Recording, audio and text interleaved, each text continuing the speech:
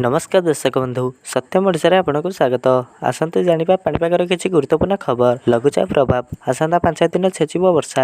आज 20टी जिला को एलर्निंग जारी। दक्षिण ओडिशा उत्तर आंध्र उपकूल में लघुचाप सक्रिय। यह प्रभाव 20 तारिख जाए घड़घड़ी सह प्रबल वर्षार संभावना रही। दक्षिण और उत्तर ओडिशार प्रबल और अति प्रबल वर्षा आकलन कर कोरापुट नवरंगपुर मालकानगिरी रायगड़ा गजपति कलाहांडी गंजाम और कंधमाल में प्रबल वर्षा हो पारे। केतक स्थान में घड़घड़ी सह वर्षा हो पारे। पवनर बेग घंटा प्रति 30 ରୁ 40 किलोमीटर रहीपे। शनिवार प्रबल वर्षा नहीं 20टी जिला को एलर्निंग जारी कर रविवार सोमवार भी यही पागर संभावना अच्छी। मंगलवार ठारू वर्षार प्रकोप कमिबो। एने आंचलिक पाणीपाग विभाग पक्षर आकलन कर पाणीपाग विभाग विस्तारित पूर्वानुमान अनुसार आसंता 19 तारिख बेलू उत्तर पश्चिम बंगोपसागर में गांगेय पश्चिम बंग और पार्श्ववर्ती उत्तर ओडिशा उपकूल में एक घूर्णिवलय किंबा लघुचाप हो पारे।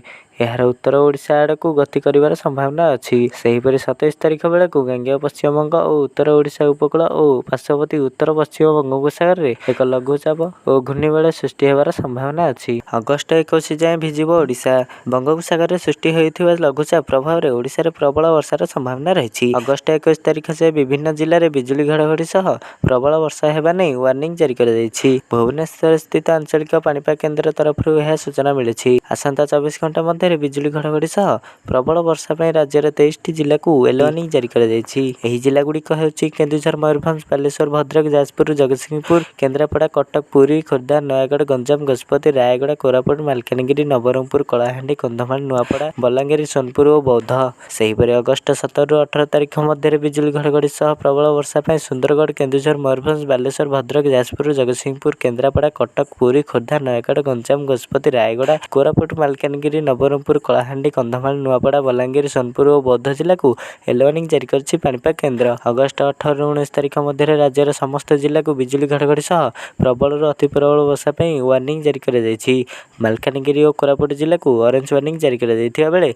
अन्य समस्त जिला को एलर्निंग जारी कर 19 ରୁ 20 तारिख मध्य बिजुली घड़घड़ी सह अति प्रबल वर्षा पर कोरापुट और कलाहांडी जिला को ऑरेंज वार्निंग जारी करथिबा बेले राज्यर अन्य समस्त जिला को एलर्निंग जारी कर अगस्ट 20 ରୁ 21 तारिख मध्य बिजुली घड़घड़ी सह प्रबल वर्षा पर बालेश्वर भद्रक जाजपुर जगतसिंहपुर केन्द्रापड़ा कटक पुरी खोर्धा नयागढ़ गंजाम और गजपति जिला को एलर्निंग जारी कर पाणीपाग केन्द्र। आज खबर ये जब भिडियोटी भल लगी भिडियोटी लाइक कर दिंतु। चैनल को नहीं सब्सक्राइब करके रखि था पाणीपागर गुरुत्वपूर्ण खबर पाइबा। रिपोर्ट सत्यम ओडिशा।